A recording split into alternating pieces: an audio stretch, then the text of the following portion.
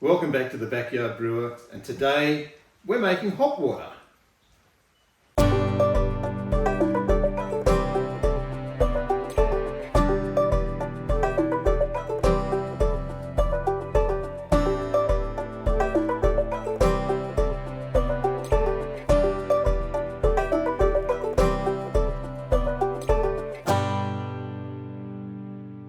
What's hop water, I hear you ask? Well, lately I've been seeing a lot of ads in my Facebook feed for hop water. Hop water is basically just that, hops and water. Now the stuff that I've been seeing on Facebook says that it's got all of this other stuff in there, added in for your benefits like ginkgo biloba or rocky balboa or something like that. Guarana, caffeine, all of that stuff. Now, I'm not doing that. Now, doing a lot of brewing, you drink a lot of soda water. So during the day, while you're doing the brewing, up to a point, you don't want to be drinking beer while you're brewing. After a certain point, then it's okay to have a few. So because you're working in a hot environment, and especially here in Australia during the summer, it is extremely hot. You don't want to be downing beers, but you want something refreshing, so you drink a lot of soda water. What sort of flavours do brewers like? Well, we like hoppy flavours. Particularly, you know, I'm going through a phase at the moment where I really enjoy West Coast IPAs, hazies, American pale ales, those hoppier styles of beer. So making hop water makes sense. I've got all the ingredients, I've got water, I've actually got bloody good water. The water that we get out of our tap is filtered tank water, so it's about as pure as you can get. No chlorine, no chloramines, no fluoride, nothing like that, just pure water. And possibly a little bit of bird shit and stuff like that that comes off the roof, but it goes into a settling tank, overflows into the serving tank. Both of those are about 20,000 litres. Then it comes through a filtration system before it hits the taps here. And it is soft. There are no minerals in it at all. So I've got the water. I've got plenty of hops. I've got a container full of hops. So I'm going to use Magnum, and I might use Galaxy or Nectaron. Possibly Nectaron, because I think that's open. I don't think I've opened the Galaxy yet. So I might just use a hop that I've already got open, just so I can see how it goes. Now what do we do? Well, I'm going to do a 1 IBU bittering addition, and then an addition like a hop stand. So there's nothing to brew. All I'm going to do is boil a pot of water, throw in my 1 IBU bittering addition, because you want a little bit of bitterness in there, I think. And then I'm going to do basically a hop stand for 10 minutes to get it up to about 5 IBUs. And then, once I've cooled that down, and I'm going to do a couple of bottles to test with, one carbonated, one non-carbonated, and I'm going to do a 6 litre mini keg, and I'm going to throw a dry hop addition straight into the mini keg. So it's going to have a day or two to dry hop basically, while I'm testing out whether I want it carbonated or not. If I don't want it carbonated, then I can just put it straight into cans. If I want it carbonated, then I'll throw it into the conditioning fridge, throw the gas onto it for a day, pump it right up to 30 psi, and then put it into cans and serve it that way. So rather than, I'm a cheapskate, rather than me paying for hop water, I'm just going to make my own. Simple as that. So let's get on with it.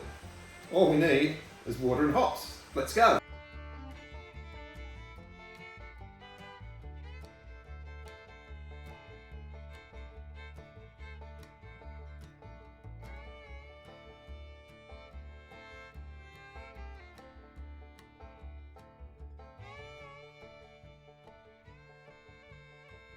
While this comes up to heat, I'm going to measure out my Magnum hop. Now this isn't essential because we will get some bitterness from the aroma hop in the hop stand. 1.3 of a gram.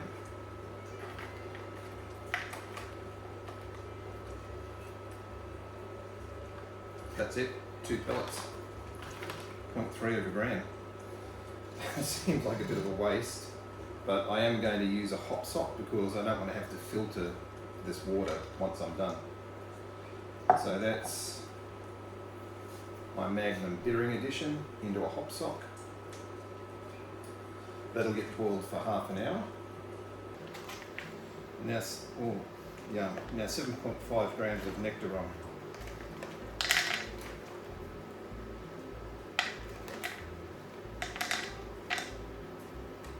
There we go. Again, a very small hop charge. But we've also got a small amount of water here. Just waiting for this to come up to the boil now. And once it does, I'm going to put the Magnum in there for 30 minutes and set a timer. And then once that timer goes off, turn the heat off, wait for it to cool down to 80 degrees. And then we throw in the nectar on for a 10-minute hop stand. So once the dry hop's finished and we've cooled it down, it's going into a 6-litre keg. So 6 litres will get poured off into the keg, and I want to dry hop that at 4 grams per litre, which is what I do my hazies at. So I should get that nice fruitiness from the Nectaron. So at 6 litres, 4 grams per litre, that's 24 grams of Nectaron.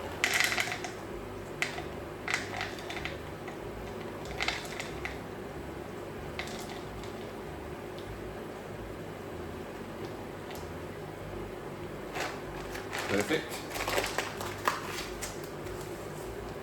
And that'll go straight into the keg in this hop sock. So what I'm going to do is just put this aside so that I don't get the two mixed up. So once we hit the boil, 30 minutes, cool down to 80 Celsius for the aroma hop in the hop stand. 10-minute hop stand, then we're going to cool it down in the sink like I've done before. Just let it cool down to, we don't even need to cool it down to a pitching temperature. We just need to cool it down enough that it's not going to isomerize any of those hops. So 6 litres of this, there's 8 litres in here, I'm expecting to boil off half a litre. 6 litres of this goes into the 6-litre keg, a little mini keg, with the dry hop. The other litre and a half that I'm expecting to get will go into 750ml bottles. One of them I'm going to carbonate, the other I'm going to leave still.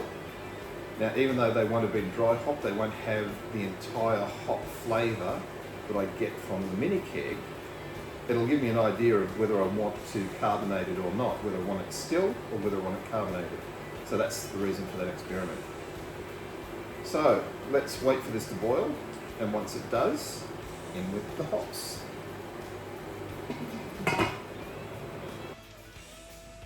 Alrighty, this is starting to cool down. It's down to a reasonable temperature now. So I've got 2 cleaned and sterilised bottles for my tests, and I'm going to get the hot water in there using this cleaned and sterilised jug. I'm just going to, this is actually giving off quite a strong stone fruit vibe, which you expect from Nectaron. So dry hopping it is just going to push even more into there. Now the colour of this surprised me. I didn't think I was going to get any colour out of it, but it is actually an amber colour. Strange.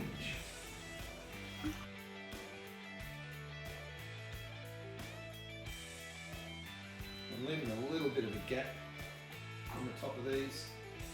I'm not worried about oxidation at all because there's no alcohol, no grain in there to oxidise.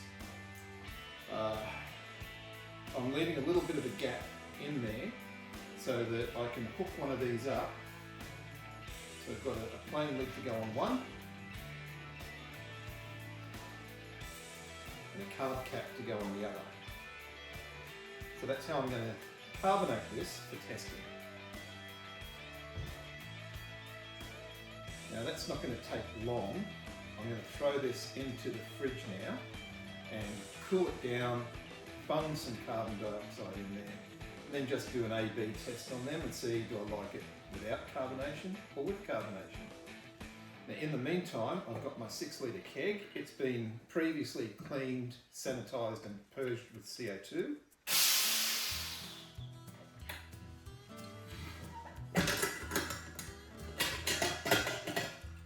Just throw the lid in there, not that I need to. Remember, I'm not too worried about microbes or anything either, because hops are an antimicrobial. So, you know, anything that gets in there isn't going to have a good time anyway.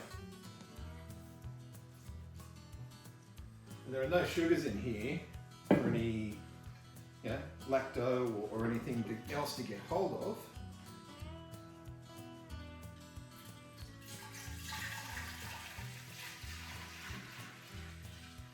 Try not to spill too much.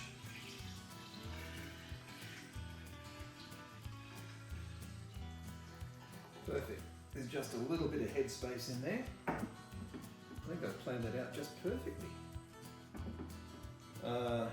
The CO2 tube isn't sitting in our hot water, which is good. This will just go in there, wrapped up for the dry hop. And if it takes a day before I start to carbonate, then it takes a day.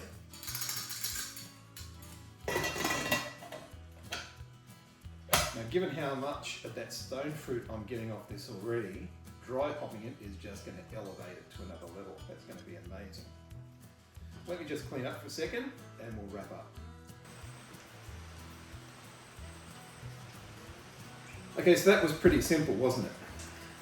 Not a lot, really. It doesn't take a long time. From start to finish, there was let's say a 5-minute heat up. There was a 30-minute boil, 10 minutes cool down to 80, another half hour cool down, and then the 10-minute hop stand, another half hour cool down to a temperature that I can put it into the bottles and into the keg. So 2 hours all up, and that included preparation. So it's a pretty short brew day, and if this is good, then yeah, I'll can up a whole batch of it, and I'll do Galaxy, I'll do Nectaron, I'll do Citro versions, and we'll just take it from there. The only thing I'm not quite sure about is the bittering. Do I really need that 1 IBU of Magnum at the start? We'll see, that's what the taste test is all about. In any case, even if it turns out crap, I can tip it and I've lost maybe 10 cents worth of hops and 10 cents worth of electricity. And we'll test it tomorrow. I'm going to post this now because I'm not waiting 2, 3, 4 weeks. And if you'd like to support the channel, if you like what we're doing, you can go along to our store. That's backyardbrewer.com.au/shop. Look down in the description because I'll post a link down there. And you can grab a cool shirt like this, Carpe Servizia, seize the beer. You can support the channel by purchasing one of them, or one of the beanies, hoodies, glassware, anything else that you like that you see in our shop. If there's anything you'd like to see in our shop, drop a comment below or send me an email, beer@backyardbrewer.com.au, and yeah, I'll see about getting it up onto the shop. The other ways that you can help us out is by clicking that subscribe link. About 25% of you still aren't subscribed to us. Click the link. Click the notification bell so you see when new episodes are coming out. Throw us a like, and if you've got any questions about this, just drop it in the comments. You can see how simple this is. It wasn't a really complicated process, but if you'd like to know anything about how I calculated the IBUs or how I calculated or why I chose 4 grams per litre of dry hop, chuck it in the comment. That really helps us out because it tells YouTube that the content is valuable. YouTube puts it out to other people and the channel grows that way. The other thing that you can do is join us on Patreon. So it's patreon.com/backyardbrewer. There's a link for that in the description below as well. You can contribute to us for as little as $2 a month. Obviously, the more you contribute, the more you get involved in the channel, the more decision making you get to help me out with, as in recipes, equipment, ideas for shows, stuff like that. That's it for now. I'll see you in a day or two when I taste this and let you know just how good it is and how refreshing it is. Anyway, enjoy the hobby, but drink responsibly.